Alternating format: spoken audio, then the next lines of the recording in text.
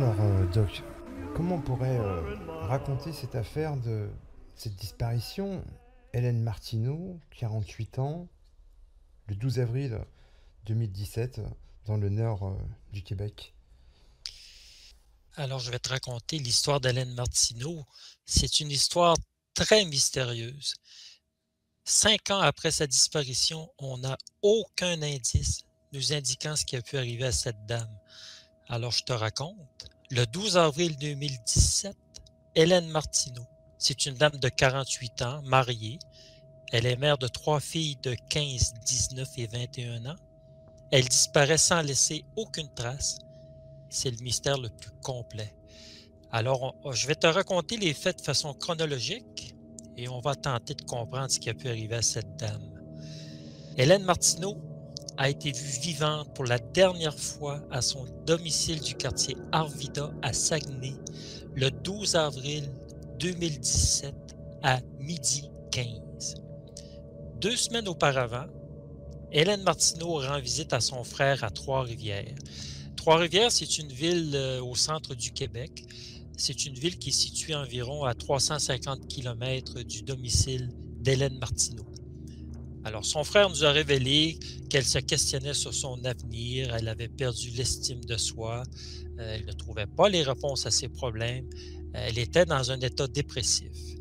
Par contre, selon son frère et plus tard sa sœur jumelle Danielle, malgré des problèmes conjugaux, elle n'envisageait pas à cet instant-là, à ce moment-là, une séparation.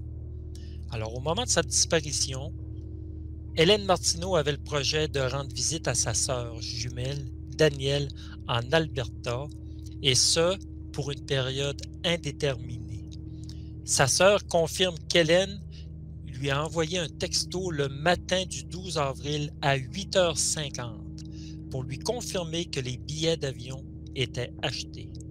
Elle a aussi mentionné à sa sœur qu'il lui restait à parler à son mari pour savoir si tout était OK de son côté. Ce matin-là, Hélène est en compagnie de 2 de ses filles. Elle a pris le petit déjeuner avec la plus jeune, qui a quitté pour l'école vers 9h45. Là, on va maintenant regarder le déroulement de ses agissements pour le matin. Pour le matin, on est très au fait de ce qu'Hélène Martineau a fait. Alors, ce matin-là, Hélène Martineau va mener un formulaire de son médecin pour un arrêt de travail prolongé. Elle se rend à l'hôpital de Jonquière, l'arrondissement Jonquière, avec sa propre voiture. Par la suite, lors de son retour, Hélène Martineau est captée par des caméras de surveillance d'un centre commercial, place du Royaume, à l'arrondissement Chicoutimi. On y voit Hélène qui entre dans la boutique vêtue d'un autre manteau que celui qu'elle portait au moment de sa disparition. Il est alors 11h30. Hélène Martineau est souriante. Une transaction très courte est effectuée. Elle retourne chez elle avec sa voiture.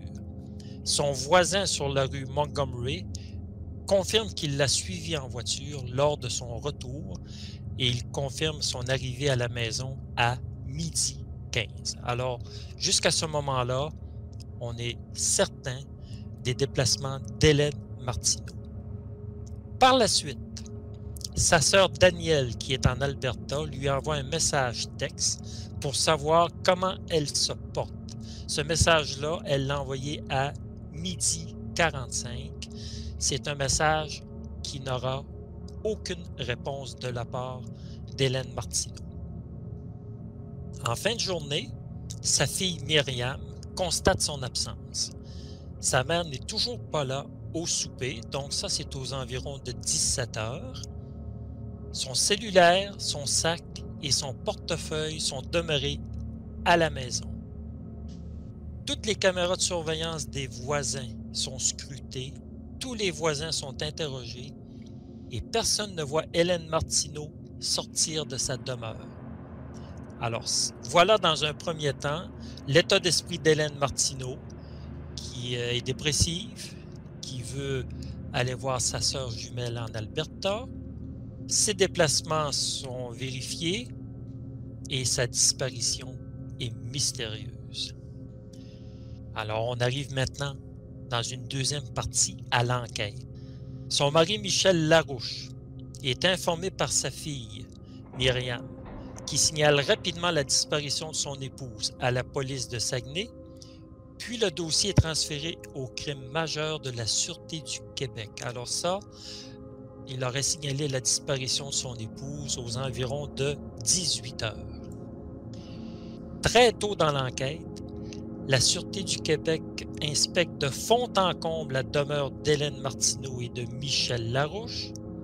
Les véhicules de la famille sont aussi inspectés, sans résultat probant.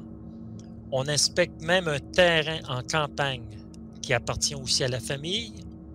Aucun résultat. Alors, on arrive à 5 hypothèses dès les premiers jours de cette disparition. La première hypothèse, on parle d'une disparition soudaine. En deuxième, d'un accident. Troisièmement, le geste volontaire. Quatrièmement, l'enlèvement. Ou cinquièmement, le meurtre.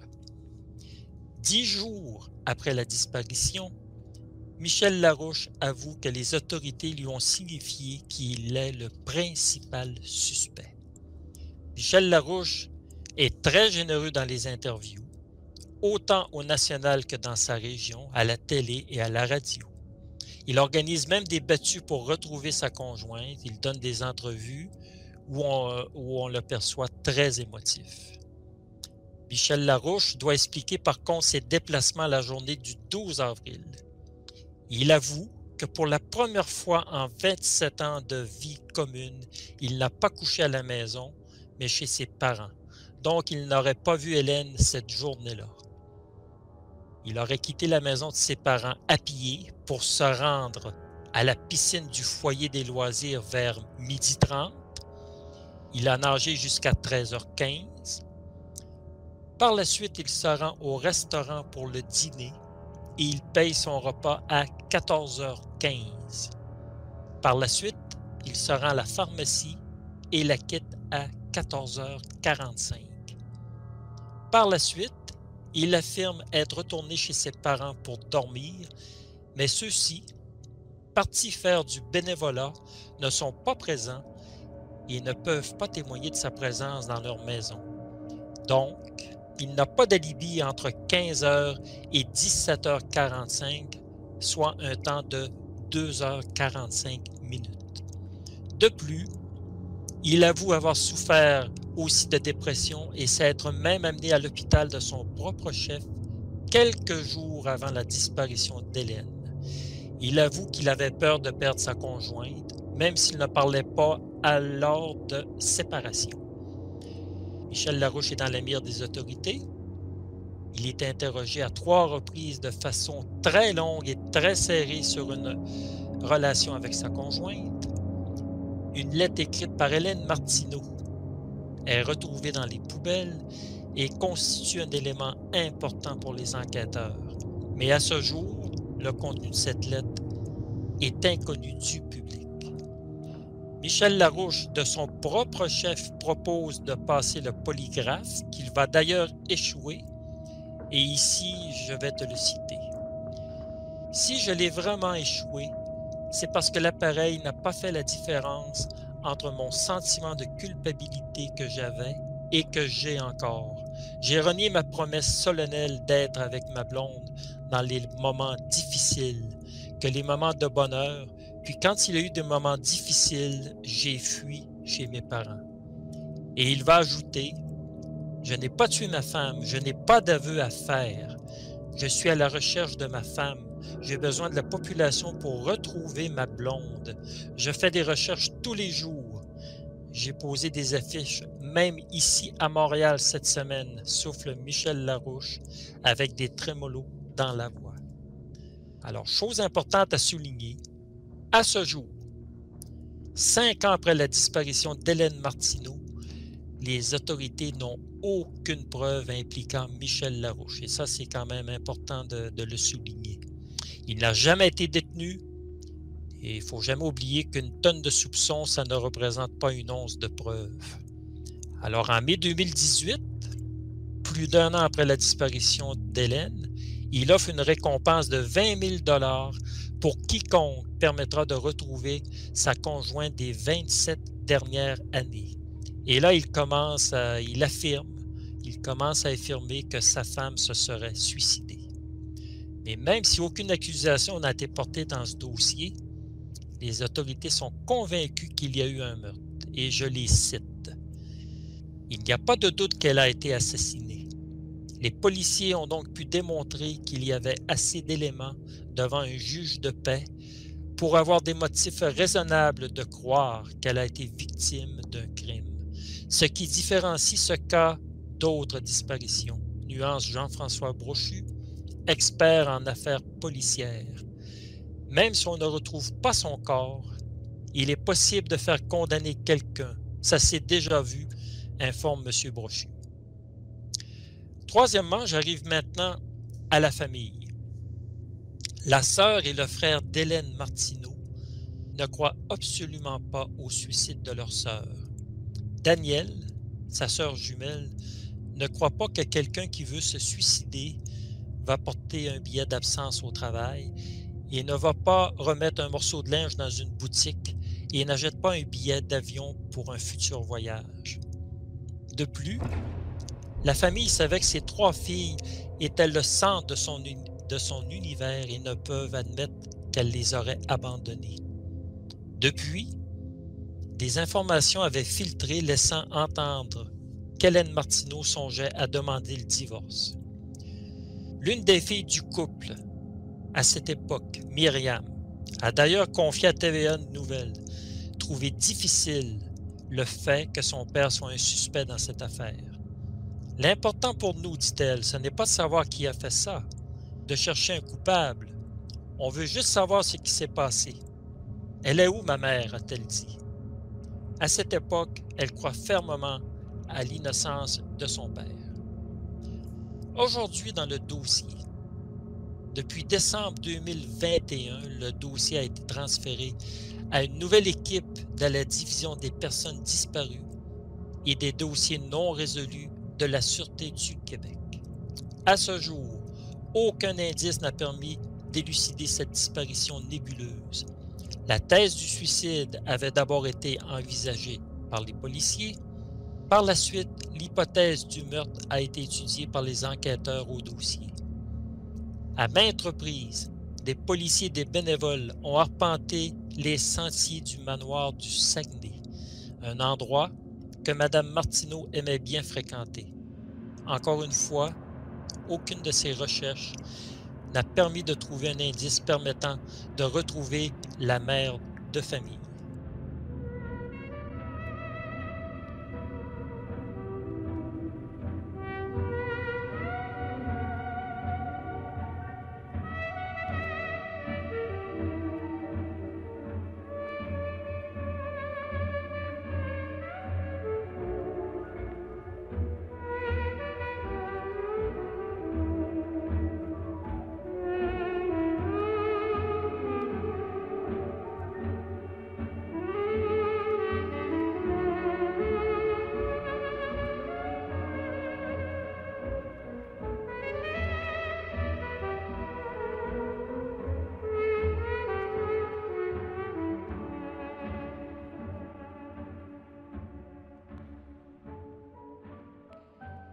Alors, Doc, après ces précisions de l'affaire officielle, je sais pas, l'une des premières choses qu'on peut se poser comme question, c'est où est le mari entre midi, enfin à partir de midi, où il se trouve lui en fait.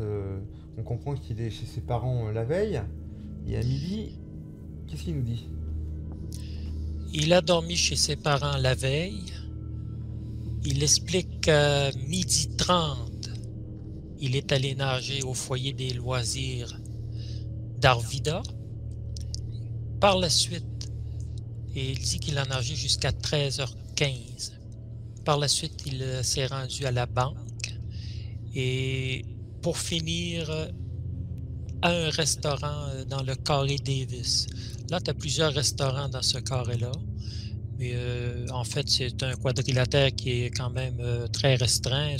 c'est sur une distance d'environ 300-400 mètres. Alors lui, il a dit qu'il était à pied. Il est parti de ses parents dans le quartier Saint-Mathias à pied. Donc ça, c'est une distance qui est très raisonnable. Alors tout s'est fait à pied. Alors ça c'est des choses qui doivent être prouvées à mon sens. Là. Ce sont ses dires. Alors voilà. Là, tu es exactement au foyer des loisirs. C'est exactement là où il s'est rendu nager. Et ensuite, tu as un quadrilatère du carré Davis là, un petit peu plus bas sur l'écran. Et là, tu retrouves les banques et la restauration. Donc, c'est dans ce quadrilatère-là qu'il s'est déplacé jusqu'à 15 heures. Alors, ce qu'on peut voir quand même, c'est qu'au final, cette piscine, ce foyer de loisirs, n'est pas très loin de la rue Montgomery. Non. C'est même très près, c'est à moins de peut-être 2 km, non, à peu près?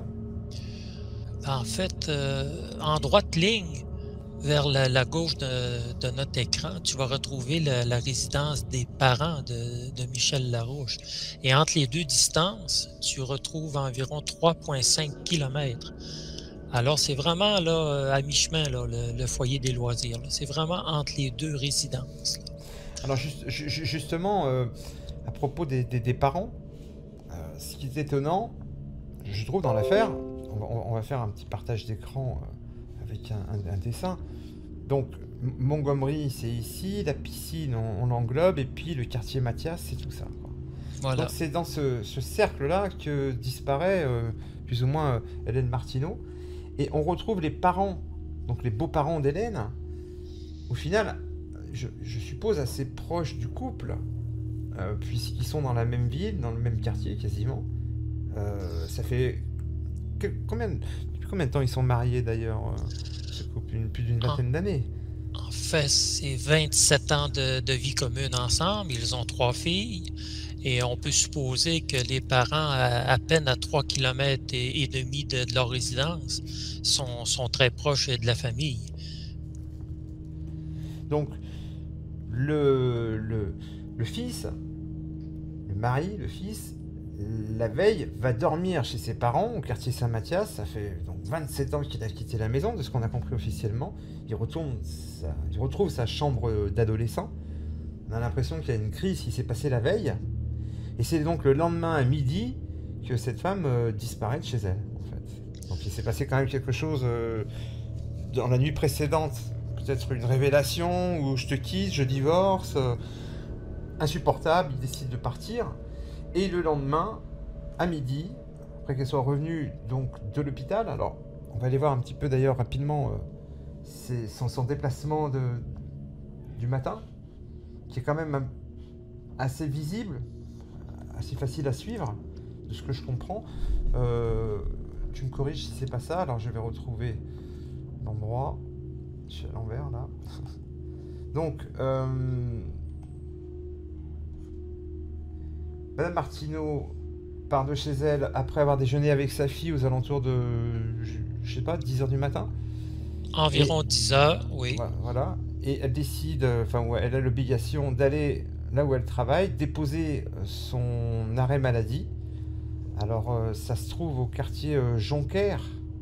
Oui, à l'hôpital de Jonquière. Alors, donc, à 10 h du matin, elle a une obligation, elle est posé son arrêt maladie dans son lieu de travail, quartier Jonquière, à l'hôpital. Donc elle dépose son arrêt maladie, et puis elle va se retrouver assez rapidement de l'autre côté de la ville, en face, au quartier, le centre commercial Place du Royaume, à Saint-Guenay, dans le quartier, donc ici. Donc elle a vraiment traversé la ville, et elle rentre chez elle. Donc de 10 h jusqu'à 11 h 30, elle navigue entre les deux quartiers, et puis elle rentre chez elle. À partir du moment où elle est rentrée chez elle, elle ne ressort plus de sa maison. Son mari, à 12h30, lui, nous dit qu'il fait du sport, il me semble, c'est à la piscine. De 12h30 à 13h15, lui, il affirme qu'il est au foyer des loisirs à la piscine. Voilà, donc il y a une piscine. Ensuite, il va à la pharmacie au restaurant, à la banque, et il rentre chez ses parents, quartier Saint-Mathias. Et c'est là où... À 14h45. 14h45.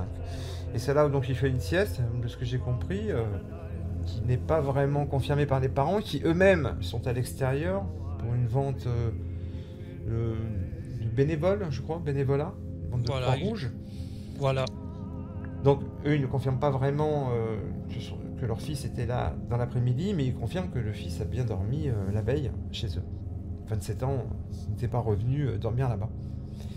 Et c'est à 18h que la fille, entre 17h et 18h, que la plus grande téléphone à son père, j'imagine sur son cellulaire, pour lui avertir que sa mère, enfin sa femme, a disparu. On retrouve dans la maison donc les effets personnels d'Hélène, comme si elle avait quitté la maison sans ses effets personnels, sans son téléphone, sans carte bleue, sans papier. Les voisins d'Hélène l'ont vu arriver aussi, aux alentours de midi, avec sa voiture, seule. À midi 15, son voisin de palier confirme qu'elle est arrivée à la maison parce qu'il la suivait dans la rue en voiture. Alors ça, c'est un fait affirmé, là. Midi 15, elle a été vue en vie par son voisin. On est d'accord. Par la suite, on l'a plus revue. Alors, les voisins ne confirment pas non plus avoir vu la voiture du mari, hein. On parle que de la voiture d'Hélène pour l'instant. On se demande si la voiture du mari est chez les parents, à Saint-Mathias, ou si éventuellement la voiture est garée, c'est ce qu'on avait un petit peu remarqué, dans un des deux garages. Je pense qu'au Québec, il faut quand même des garages pour les voitures. Et ces deux garages, me semblent quand même, avec cette entrée là. Là, il y a deux familles, hein. La maison est partagée en deux, hein. On est d'accord. Il demeure à la gauche. Il demeure ici. Voilà. Là, je sais pas ce que c'est exactement. C'est une entrée, une petite entrée, de ce côté. Petite terrasse. Et là, il y a deux garages. Si on regarde bien, il y a deux garages de ce côté qui appartiennent peut-être à cette maison. Il y a une petite bordure, Possiblement. il y a une petite bordure Ouais. ici qui fait la séparation. Ouais. Et donc, dans mon idée, dans cette affaire, je me pose la question par rapport à la voiture du mari. Parce que notre gros problème, en fait, si on comprend bien, c'est un peu comme l'affaire Jubilard. Il peut éventuellement avoir tué sa femme, mais le gros problème, c'est sortir avec le corps de sa femme. Voilà. Dans un endroit pavillonnaire aussi ouvert. Il n'y a pas beaucoup d'endroits quand même pour se cacher. Si le meurtre s'est passé dans la maison aux alentours de midi, il a une obligation, c'est de déplacer le corps de sa femme. Alors, évidemment, c'est compliqué un peu plus parce que de midi à peu près, hein, jusqu'à 17h40, 14h40, il est un peu visible justement dans le centre commercial, à la piscine. Donc il lui manque, on peut enlever ces 3 heures, il lui reste très peu de temps pour faire tout ce qu'il a à faire. Et la première chose qu'il doit faire, c'est donc évacuer le corps en véhicule et l'amener le plus loin possible et revenir chez ses parents, c'est ce qu'il dit, là où la jeune fille va téléphoner. Sa fille va l'avertir de la disparition de sa mère. C'est à peu près ça. Oui, mais par contre, si on est dans l'hypothèse qu'il a assassiné sa femme à la maison, il ne faut pas oublier qu'il y a deux des 3 enfants qui demeurent avec les parents. Alors, tout à l'heure, tu parlais qu'il était dans l'obligation de sortir le corps. Alors, il est dans l'obligation de sortir le corps immédiatement aussi, là. Il ne peut pas laisser traîner le corps à la maison. Les jeunes filles peuvent revenir très rapidement à la maison. À tout moment. Alors, ça, c'est un autre mystère dans le mystère. En supposant qu'on est dans l'hypothèse que c'est lui qui l'a tué et que ça s'est passé à la maison. Il y a beaucoup de difficultés, à mon sens, si le meurtre se produit à la maison. Il y a beaucoup de choses à tenir en compte pour lui, là. Beaucoup de difficultés. Hélène, on la voit arriver, le voisin la voit arriver, mais il ne la voit pas ressortir ni à pied ni en voiture en fait. Même si les voisins disent on n'est pas tous les jours derrière les fenêtres, ils sont quand même là pour l'arrivée d'Hélène, mais ils ne la voient pas sortir de la maison, ni elle, ni la voiture qui reste sur le bas-côté toute la journée en fait. Sa voiture demeure là. C'est sûr que son voisin, lui, il l'a vu parce qu'il la suivait en voiture aussi. Mais on peut prendre pour acquis que c'est certain que les voisins ne sont pas tous aux fenêtres à surveiller les allées et venues de tout le monde. Et puis on est en plein milieu de semaine aussi. Alors on peut supposer qu'il y a bien des gens qui travaillent aussi là, à cette période-là de l'année. Ce n'est pas le temps des vacances. On travaille au mois d'avril. Ça s'est passé le 12 avril. Alors tu vois. Mais alors, moi je suis d'accord. C'est simplement le fait que ce qui est sûr, c'est que la voiture d'Hélène Martineau ne bouge pas. Donc au Sa pire, voiture ne bouge pas. Elle part à pied ou accompagnée avec quelqu'un qui vient la chercher. Si on propose l'idée qu'elle est sortie d'elle-même, c'est à propos de la voiture, je trouve, que cette voiture pose un problème, elle ne bouge pas. Reste après la voiture du mari, qui est introuvable, je ne comprends... En tout cas, dans les médias, j'ai pas vu, tu n'as pas vu toi non plus, cette explication de véhicule du mari. Est-ce qu'il est parti à pied dormir chez ses parents? C'est pas possible quand même, la nuit. Il quitte la maison la nuit, la veille. À 3 km et demi, moi je crois que c'est pas vraisemblable qu'il soit allé chez ses parents à pied. Oui, 3 km et demi, ça se marche très bien, on s'entend, là, mais je crois pas qu'il est dans l'esprit de faire une balade à pied, là. Alors moi, je crois que c'est vraisemblable qu'il a pris sa voiture pour se rendre chez ses parents. La veille, enfin le lendemain, il dit qu'il va à la piscine à pied. Donc il n'a pas pris sa voiture. Et là, c'est à peu près midi 30. Ouais. Alors, là, c'est moi qui te dis, c'est pas du tout pour accuser qui que ce soit, c'est juste pour la discussion. Est-ce qu'on pourrait imaginer au final que quelqu'un attend Hélène Martineau à la maison, chez elle? Il l'attend. Bien avant. C'est-à-dire qu'il l'attend, il arriverait à 10h quand elle part, et quand elle revient à midi, il y a quelqu'un dans le salon. Qui aurait donc, je sais pas, la facilité d'avoir les clés, ou de connaître l'endroit pour rentrer. Et puis, faut pas oublier que sa sœur jumelle lui a envoyé un message à 12h45, midi 45. Jamais eu de réponse à ce message-là. On confirme qu'elle est arrivée à midi 15 à la maison. Alors là, et lui affirme, M. Larouche, qu'à partir de midi 30, il est à la piscine.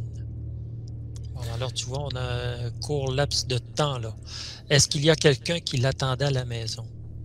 Il faut quand même que ce soit quelqu'un qui a accès à la maison. Il faut que ce soit quand même quelqu'un de proche, là. Ce qui est étonnant, c'est qu'il n'est pas très loin. Bon, tes parents qu'on connaît moins, mais ils arrivent quand même dans l'affaire puisqu'ils deviennent l'alibi du fils. Mais lui, je ne le trouve pas très loin. Et il va rester là, on pourrait presque dire sans une mauvaise langue, comme une construction d'alibi. Tout le monde le voit pendant 3 heures. Ouais. Il achète des choses, il y a des tickets de caisse, etc. Et il est bien entre midi 30 et 14h45. En attendant, il est à moins de 3 km de chez sa femme. La veille, il n'a pas dormi chez sa femme, il a dormi dans le quartier en face. Il nous dit qu'il vient à pied. Donc c'est-à-dire, il n'y a pas la voiture. Rien ne l'empêche au final d'aller à pied jusqu'à chez lui. Sa femme n'est pas là, il rentre dans la maison. Il l'attend. Oui. On peut pas écarter un scénario comme ça. C'est possible. Et même, je te dirais qu'à partir du foyer des loisirs, tu es même pas à mi-chemin entre le quartier Mathias et la rue Montgomery, là. Moi, je te dirais qu'1 kilomètre et demi, là, tu es plus à mi-chemin, là. Tu es pas très loin de sa résidence, de la rue Montgomery, là. Alors, c'est sûr que en l'espace de 15 minutes, tu es rendu à un bon pas et tu es rendu à sa résidence. Son, oui. Ouais, un petit quart d'heure, oui. Alors, Oui. par rapport à la vie de cette femme, sa vie privée, dans les journaux, il n'y a pas grand-chose qu'on est sorti, à part la vie de couple. Mais est-ce qu'on peut se poser la question que cette femme a une double vie, par exemple? A priori, il n'y a rien qui en ressort. Il n'y a jamais rien, non. Je dis ça par rapport à une photo que tu m'as partagée. Cette photo étrange. La première fois que tu me l'as fait voir, tu m'as montré cette photo parce que c'est le mari sur un avis de recherche. Oui. Donc c'est une photo qui date pas si longtemps, de 3 ans. Et j'ai pas vraiment fait attention au mari, j'ai regardé surtout la photo de recherche. Et la première question que je t'ai posée, je t'ai dit, est-ce que c'est la même femme? Et tu m'as dit oui. Et je t'ai dit, il y a un sacré changement quand même. Tu trouves pas?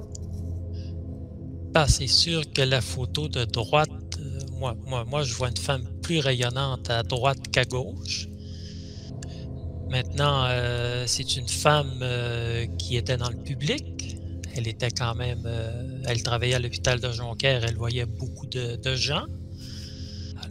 Alors c'est une autre hypothèse. Qu'est-ce qu'il se passait dans sa vie? Ça n'est jamais ressorti vraiment, mais c'est encore une autre piste là, qu'on n'a pas le droit d'ignorer. Qu'est-ce qui se passait vraiment dans la vie du couple? On sait que le couple va pas bien, là. Ça va pas bien dans le couple. Là. Le couple va pas bien et on parle de jumelles. Effectivement, 2 sœurs jumelles. Alors, ce qui est absolument étrange dans cette affaire, ce qui rajoute de l'étrangeté, c'est le départ de cette femme, Hélène Martineau, qui est en train de nous dire, de toute manière, moi je vais aller rejoindre ma sœur à 5000 km d'ici, et je ne sais pas quand est-ce que je reviens. Elle a pris son billet de train quelques jours auparavant, et je trouve ça quand même... spécial, puisque il y a une jeune fille de 14 ans qui est encore à la maison. Et on est en train de lui dire quasiment, sa mère est en train de lui dire, écoute ma fille, je pars voir sa tante, et je ne sais pas quand est-ce que je reviens, et je vais à 5000 km d'ici. Il y a une grosse crise. Et oui. Il y a un départ assumé pour une mère de famille qui a l'air d'être très proche de ses filles. Est-ce que... Alors, je trouve ça hyper étrange, parce que tu m'as dit, mais c'est quand même les enfants qui confirment le départ de leur mère. Je dis, mais c'est dingue quand même. Parce que la mère te dit, bah, je pars minimum 15 jours, 3 semaines, je ne sais pas quand est-ce que je reviens. Qu'est-ce que tu en penses? Ben, moi, je crois, ce qui m'étonne, c'est pas les deux plus vieilles, mais c'est la jeune qui a 14-15 ans. On s'entend qu'une adolescente de cet âge-là a besoin de sa mère plus que jamais. Et selon les dires de sa jumelle, elle était très proche de ses 3 enfants. C'est le centre, c'est son univers, ces 3 filles. Alors, quand on en est rendu, on parle tout à l'heure qu'il y a une brisure quelque part qui est arrivée, là, parce que lui, pour la première fois à 27 ans, va aller coucher chez ses parents. Et elle, le matin même du drame, elle confirme à sa sœur, j'ai mes billets, ils sont achetés et je les ai, il me reste quelques dossiers à régler et je viens te retrouver.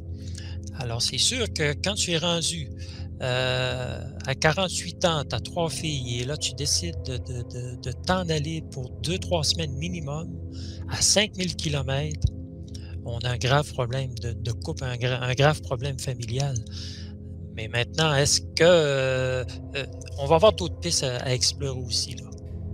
La sœur explique... Enfin, les 2 sœurs se sont eues au téléphone, il me semble.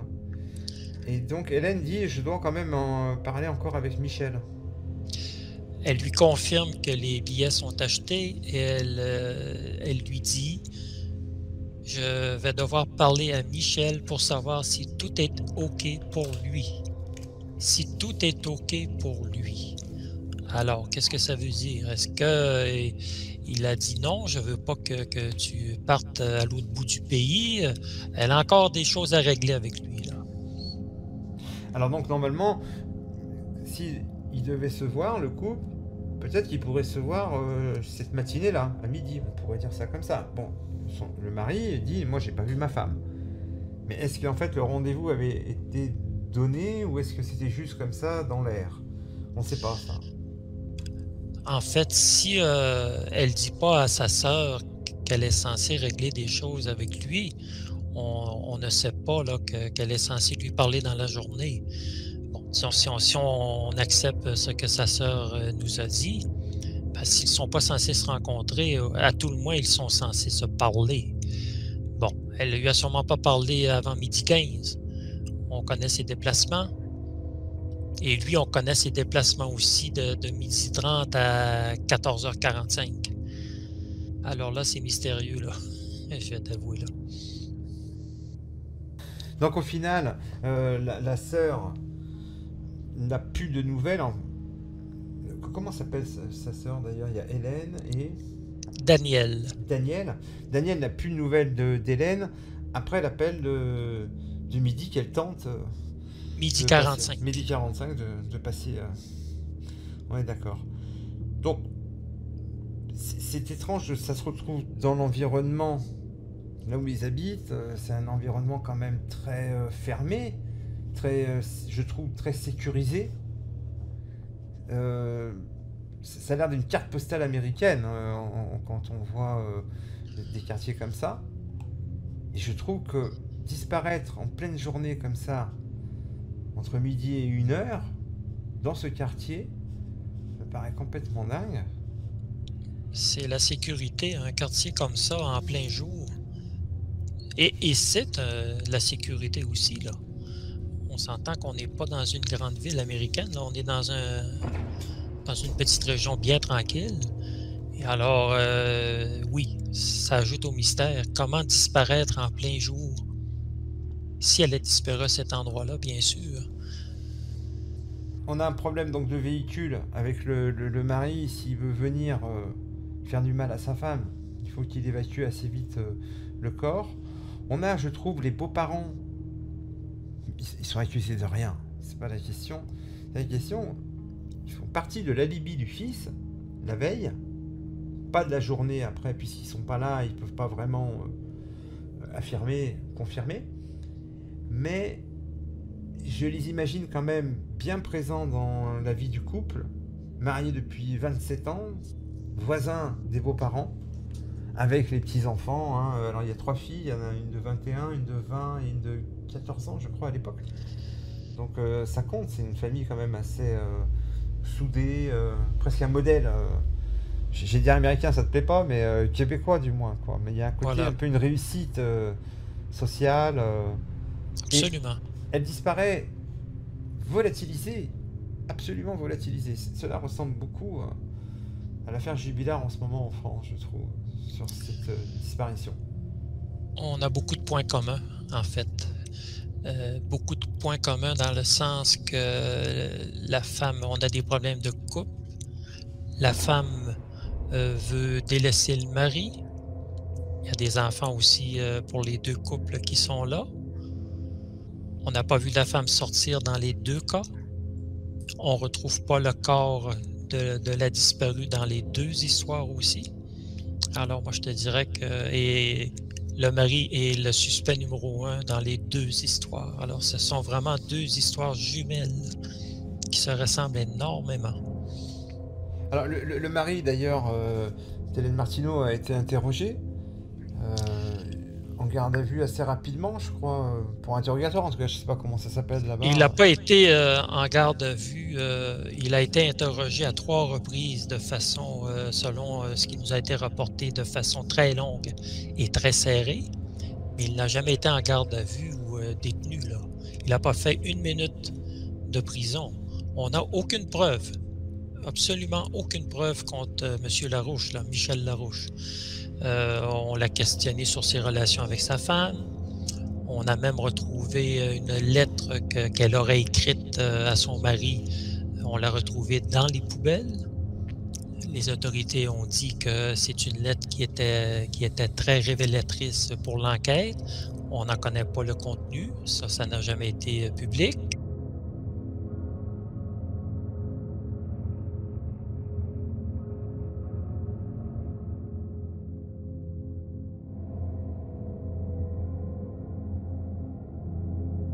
Bon, en fait, Michel Larouche a proposé lui-même de passer un test de polygraphe.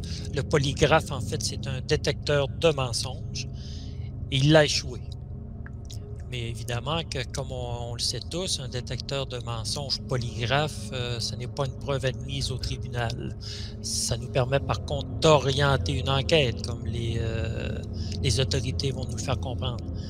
Mais ça n'est pas une preuve. Il l'a manqué. Bon, alors tu vois, lui, il a justifié que, en fait, je ne l'ai pas vraiment échoué, c'est parce que l'appareil n'a pas fait la différence entre mon sentiment de culpabilité que j'avais et que j'ai encore. Alors tu vois. Alors, culpabilité sur quoi? Parce qu'il n'était pas gentil avec sa nana En ou ça s'est fait, mal passé? il se reproche, sa femme est en dépression nerveuse, parce qu'il faut quand même souligner qu'elle ne travaille pas depuis un certain temps. Elle a renouvelé le matin du drame, elle a renouvelé son absence au travail, donc on est dans une absence prolongée au travail, là. Alors, elle est dépressive et lui se reproche de ne pas l'avoir aidée suffisamment, d'avoir fui chez ses parents. En fait, ce sont ses mots qu'il aurait dû rester à son écoute et rester avec elle. Bon. Alors, oui, mais alors, du coup, ça nous amène à la question, est-ce que ça peut être aussi un accident ou un suicide éventuel? En fait, on a regardé plusieurs au début. On a examiné plusieurs causes peut-être de sa disparition. On en a examiné 5, mais finalement, les autorités ont étudié l'acte volontaire, la disparition, le meurtre. Mais finalement, on retient 2 hypothèses.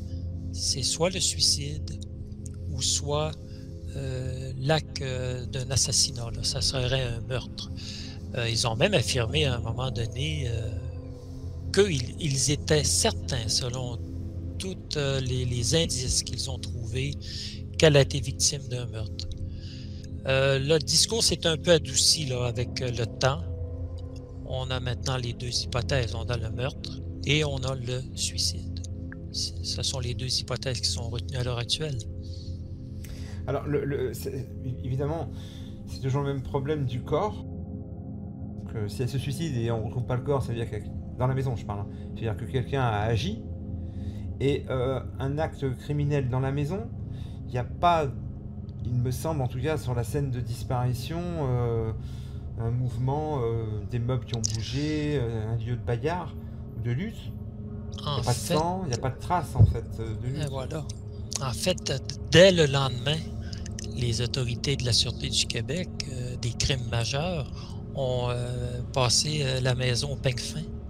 Ils ont examiné la maison au peigne fin. Les 2 voitures, sa voiture à elle et sa voiture à lui, ont été remorquées et on les a scrutées de fond en comble et on n'a trouvé aucun indice. On a fait des recherches d'ADN, des recherches très poussées. On n'a rien trouvé. Alors, si le drame s'est passé à la maison, c'est un génie, là. Celui qui a fait ça, c'est un génie. Et puis, on parlait tout à l'heure des difficultés de sortir le corps, là. On n'est pas la nuit, on est en plein jour. Et oui, et puis, alors, rapidement, le garage, je soupçonne d'être le garage de cette maison, je rappelle que le couple Martineau habite ici. C'est-à-dire que si tu sors pour aller chercher ta voiture, j'imagine que tu passes devant tes voisins. Ou à l'arrière. Ou alors à l'arrière, je ne sais pas, oui. Est-ce que ça peut passer à l'arrière? Oui, moi je crois qu'à l'arrière, ça doit passer pour aller au garage. Il faudrait vérifier. D'accord. En tout cas, si on va derrière, de l'autre côté, rapidement pour voir ce que ça donne. Le garage, c'est là. Oui. Ça m'intéresse. Donc si on arrive de l'autre côté, le garage ça donne ça. Hein. Il y a tu vois, il y a des grillages, des barrières. Oui. Et de l'autre côté, ça passe. Ça passe de l'autre côté. À moins que tu sautes, oui, les barrières, peut-être, je sais pas. Ah oui, d'accord, tu veux dire Non, vraiment je derrière. crois pas. Oui, d'accord, ok. Moi, je crois que tu peux passer à l'arrière de ta maison. À l'arrière, comme ça, oui, par derrière. Voilà. Pour avoir accès au garage, j'en suis persuadé, là. Bon, admettons. Il peut éventuellement garer sa voiture là, ne pas se faire voir, et sortir le corps de sa femme, éventuellement, si c'est lui. Moi, j'y crois pas, hein, c'est juste pour discuter. Bon, On émet des hypothèses, en fait, là. On voilà, n'accuse pas. c'est des hypothèses. On examine l'histoire, en fait. Et là, c'est pareil. S'il a garé sa voiture ici devant, bon, bah, il faut sortir le corps rapidement et le mettre dans son véhicule. Alors, après avoir éventuellement fait ça, il faut qu'il se retrouve. Il y a un point obligatoire, c'est la piscine. À partir de 12h30, on va dire, 45, Midi. pas trop, Ouais. il est là. Et puis jusqu'à 14h40, eh ben, il va être dans ce coin, entre le Voilà. restaurant, la pharmacie. La pharmacie. Oui. Donc il se fait voir. Il rentre chez lui, enfin chez ses parents pour faire une sieste, à partir de 15h jusqu'à 17h, on va dire. Et c'est là où la grande va l'appeler, j'imagine, sur son cellulaire. Et le signal est donné, en fait. Moi, je crois, Louisette, est que lancé. il a averti les autorités à 18h. Et on dit que la plus jeune est arrivée, elle ne voit pas sa mère sur l'heure du souper. Et c'est important de préciser qu'en Amérique, le souper, c'est 17h, 18h, contrairement à la France. Alors, on peut penser que s'il avertit les autorités à 18h, ben là, j'ose croire qu'il reçoit le téléphone de sa fille. Je ne crois pas qu'il s'est retourné dans la minute pour avertir les autorités. Alors moi, je me dis qu'il a dû faire une certaine recherche, je ne sais pas. Donc, ça enlève encore du temps là, à ce qu'il ne peut pas justifier dans son temps. Là. Il a quand même 3 heures qu'il ne justifie pas son temps. Là. Alors tu vois? Faut reconnaître qu'il y a eu après quand même des grandes recherches, des grandes battues Bien de sûr. la police, des citoyens, et que dans le coin élargi, là, ils ont tout, pour l'instant, ils n'ont rien trouvé, même si ça paraît quand même assez vaste et assez sauvage. Ils ont fait quand même beaucoup de recherches pour l'instant. Ce que je veux dire par là, c'est qu'il ne peut pas aller très loin non plus, puisqu'il a des obligations aussi, répondre à son téléphone, la police, arriver sur place. Tout ça, ça se passe très rapidement en fin de journée. Donc ça veut dire qu'il est quand même pressé par le temps. Il a moins de 3 heures, en fait. Il a moins de 3 heures. Parce qu'aller jusqu'à 14h45, il est vu. Dans le carré Davis, il est vu à 3 endroits différents. Alors, il ne peut pas agir là si c'est lui. Donc, en 3 heures, tu ne peux pas aller loin. En 3 heures, aller-retour. Et alors, justement, dans les premières interrogations de la police, il discute avec lui. Il est en train d'expliquer que sa femme aime les balades aussi, et il cite le nom du manoir de Saguenay. Du Saguenay. C'est un réseau de sentiers qui est quand même assez énorme à l'arrière du manoir. Et lui, il affirme qu'elle aimait fréquemment se promener dans cet endroit-là.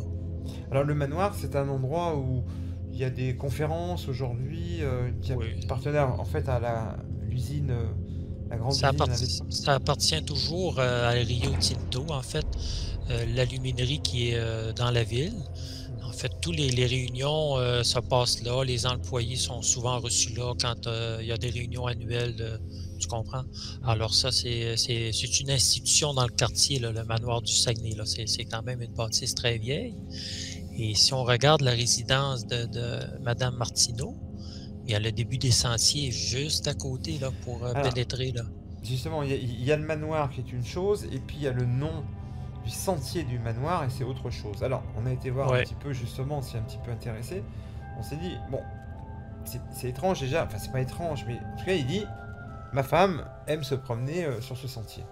Alors c'est vrai qu'à la rue Montgomery, on tourne à droite là, à ce carrefour, la maison de Martineau est ici. On arrive ici, on fait une centaine de mètres, et on va arriver ici, au début du sentier du manoir. Voilà. Alors, on l'a regardé un petit peu sur Google Earth. On s'est dit, oui, c'est une belle balade. Il y a plusieurs routes, plusieurs sentiers, plusieurs chemins. Il y a ce chemin là, la traversée du quai Flamand. où il y a le sentier du manoir pour monter jusqu'au niveau effectivement du manoir. En fait, on le longe. Tu Et peux on arrive. remonter vers le manoir. Tu vois le sentier. On les voit, les sentiers. Voilà. Tu On peux peut remonter. descendre, on peut monter. Oui, oui. Le sentier principal arrive à cette route où on a l'usine d'épuration. On a le sentier du manoir qui continue vers le haut, Voilà. ruisseau Voilà. du Chêne. Et de l'autre côté, la rue de la Servitude. Et on a aussi ce carrefour avec cette route qui semble être une route plus ou moins de service, un Mhm. peu plein d'embûches, mais qui finit ici à l'entrée de l'autoroute. Voilà. Donc il y a une entrée et une sortie pour là-haut, mais pas vraiment praticable, mais qui existe. Alors, Praticable quand même. Là, c'est pas impraticable. pas C'est quand impraticable, même mais je comprends que c'est un peu difficile aussi. un peu Mais, difficile. Un peu difficile. et alors on se dit, ben, Hélène peut se promener sur ce sentier après-midi, quand elle est rentrée de la maison, elle se dit, bah tiens, je vais me promener, ou alors elle peut avoir un rendez-vous. Je rappelle que d'ailleurs cette femme est sous médicaments à l'époque, donc c'est dépressive. C'est pour ça qu'on peut parler d'un accident aussi sur ce sentier. Bon, ils ont quand même vérifié, hein, la police a quand même vérifié ce sentier plusieurs fois. À plusieurs reprises, des battues ont été exécutées dans tout ce quadrilatère-là, tous les sentiers. Mais c'est immense. Hein, c'est vraiment très gros à scruter, là. Alors, c'est quand même un sentier aussi public. Il y a quand même du Oui, monde qui s'y promène. C'est pas si sauvage, c'est bien balisé. oui. Est-ce qu'en avril, mi-avril au Québec, après les grandes neiges et le grand froid, on peut commencer à se dire tiens, je vais me promener une heure pour prendre l'air. Ça se fait quand même aussi, Ça se j'imagine. fait. Ça se fait. Par contre, le 12 avril, la journée qu'Hélène est disparue, c'est pas les mêmes conditions au mois d'avril qu'au mois de mai, juin, juillet, là. L'hiver vient juste de se terminer. Alors, bien souvent, les sentiers vont être boueux. Tu comprends? Il y a même encore de la neige parfois là, qu'on retrouve encore là, dans les bois. Là. Je te dis pas que c'est impossible d'aller marcher là, absolument pas. Mais moi, ma prétention, il y a beaucoup moins de monde à cette époque-là, au milieu avril, que tu vas en retrouver en plein mois de juillet. Là. Ça, c'est clair que c'est moins fréquenté. Mais alors le mari, quand même, il nous dit que sa femme aime se promener sur ce sentier. On a l'impression qu'il donne toutes les informations qu'il peut donner. Mais au final, on peut penser aussi qu'elle sorte d'elle-même. Oui, Justement parce que au final, l'idée c'est quand même que si elle sort d'elle-même, je veux bien, mais il n'y a pas grand-chose à faire à part se promener sur les trottoirs. Je trouve que c'est joli, mais enfin bon, c'est un peu trop manchot. Est-ce que de ce côté, il y a la nature? On pourrait penser, comme c'est un endroit où elle se balade des fois, que ce jour-là, elle puisse sortir. Effectivement, c'est après, c'est plus invitant, disons, se promener dans le parc que de se promener dans les rues. Hein. est-ce qu'elle peut se faire enlever sur ce sentier aussi? Alors, c'est toujours le même problème. À pied, ça va pas amener grand-chose. Mais si on regarde ce carrefour ici, où là, effectivement, il y a des véhicules qui viennent à l'usine d'épuration ou qui peuvent prendre éventuellement la sortie technique qu'on a partagée il y a 2 minutes sur l'autoroute, là. Ouais, Est-ce que ça pourrait arriver, ça aussi, éventuellement, tomber sur un psychopathe Est-ce qu'elle peut sortir sans son téléphone, cette femme? ça c'est la première question qui est mystérieuse. Elle n'a pas ses affaires personnelles avec eux. Est-ce Je qu'il y a m'imagine mal qu'on sort aujourd'hui sans ses affaires personnelles. ou les clés de À sa moins, maison? Les clés de ou sa les clés. maison. Voilà. Est-ce qu'on peut être enlevé dans ce parc-là? Ce que tu me demandes, en fait, oui. On peut être agressé à bien des endroits dans ce parc-là. C'est un parc qui est quand même fréquenté 12 mois par année. Il faut quand même le souligner. L'hiver, il y a du ski, tu comprends, les gens fréquentent. Mais il est certain que ça ne sera jamais comme l'été. Alors moi, je reviens au mois d'avril, en pleine semaine. On est un mercredi. On n'est pas le week-end. C'est peu fréquenté là, en milieu de semaine, en plein mois d'avril. Est-ce qu'elle peut avoir une agression là, être agressée à cet endroit-là? on ne peut pas écarter cette hypothèse-là. Tout est possible. Il n'y a pas d'endroit de crevasse impraticable. Le seul endroit où à la limite elle pourrait tomber, ce serait peut-être la rivière, le ruisseau des Chênes. En fait, si tu t'écartes pas des sentiers, il ne peut pas t'arriver d'accident. Par contre, il y a des endroits où tu as accès, quand tu prends les sentiers justement où tu es, là. Voilà, ces sentiers-là qui vont nous mener à la rivière. Tu peux arriver à la rivière où il y a des rapides, là, où c'est un torrent, là. Mais encore là, si tu restes dans le sentier, il n'y a pas de problème, là. Mais supposons que tu tombes là, tu en ressortiras pas, là. C'est quand même une rivière assez sauvage, là, à certaines hauteurs. Mais là, elle doit prendre son avion assez prochainement. Il me semble que tout est prêt pour partir dans les jours qui suivent. Dans les jours qui suivent, oui, sûrement. On n'a pas la date exacte au final. On n'a pas la date exacte. C'est étrange qu'on n'ait pas la date d'ailleurs. Ça n'a pas été révélé. Sûrement qu'elle avait la date exacte quand elle a parlé à sa sœur, mais ça, ce n'est pas sorti la date exacte qu'elle voulait partir, là. Mais on peut supposer que c'était dans les 2-3 jours maximum, moi je crois, là. Donc ça veut dire que normalement, elle devrait passer encore 2-3 nuits chez elle, et avec le mari qui est en crise, mais qui est pas loin. Ouais. Et elle doit lui parler. Il doit lui parler. Et alors les beaux-parents, peut-être aussi, sont pas loin de cette discussion avec le fils et la belle-fille. J'ai du mal à penser qu'ils se trouvent loin de ces révélations, par exemple. Puisque le fils vient la veille dormir chez ses parents après 27 ans. Il y a une grosse crise quand même. Il y a une grosse crise et puis on peut penser que la marmite bout depuis un certain temps. Je peux pas penser que quand les parents ont vu arriver Michel Larouche la journée chez eux pour coucher, je peux pas penser que ça a été une surprise énorme pour eux, là. Ils devaient sûrement être au courant que ça n'allait pas dans le couple. Parce qu'en fait, Hélène, sa famille, elle n'a pas de famille du tout à Arvida, là. Son frère demeure à Trois-Rivières. Il est à 350 km de distance de elle. Et sa sœur est en Alberta à 5000 km. On n'a jamais entendu parler des parents. Donc, les parents, on peut supposer qu'ils sont décédés. Alors, elle est seule, Hélène Martineau, là. Alors, c'est sûr que les parents sont très importants dans l'histoire, là, les parents de Michel Larouche. Ça, c'est certain. Alors, du coup, la dernière question, c'est... Alors, nous, on tente toujours à propos du corps. Il faut sortir ce corps si il est effectivement Hélène a été assassinée dans cette maison. C'est un gros problème. Si elle est sortie d'elle-même, il y a toujours un problème, mais il est déjà différent puisqu'elle sortirait d'elle-même pour une raison de balade éventuellement ou d'aller rencontrer quelqu'un avec qui elle a un rendez-vous. On ne connaît pas sa vie privée non plus. Effectivement, je trouve qu'elle avait changé de look, donc je me disais peut-être qu'elle a rencontré personne.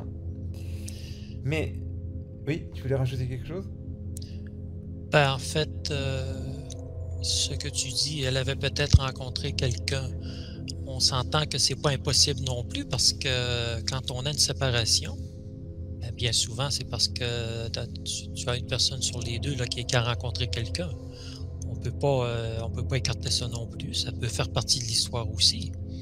Absolument.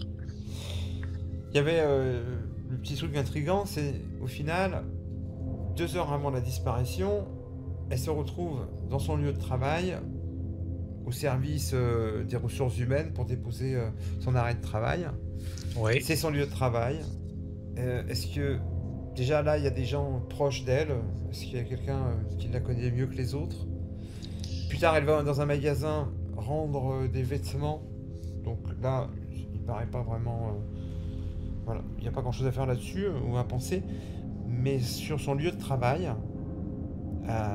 au matin de sa disparition, ça m'intrigue un peu puisque c'est là où il y a des collègues de son travail, par exemple. En tout cas, elle a un truc à régler avec son mari aussi. Moi, j'ai lu sur des forums de discussion. Il y a une femme qui avait écrit un message qu'elle l'avait connu personnellement. Et elle vantait la personnalité d'Hélène Martineau, qui était une femme très douce, très avenante, une personne très gentille et elle disait qu'elle avait le cœur brisé, depuis la disparition d'Hélène Martineau. Bon, alors ça, c'est le témoignage d'une personne, tu vas me dire, mais quand même, elle a quand même pris le temps d'écrire ce message-là. Bon, bon, alors je crois, on n'est pas là, on peut pas, tout savoir. Moi, j'ai l'impression que c'est une femme sans histoire, là. C'est vraiment une femme, on n'a rien entendu, mais je te dis pas qu'il s'est rien passé, non. Mais c'est une femme sans histoire et qui est appréciée, tu vois?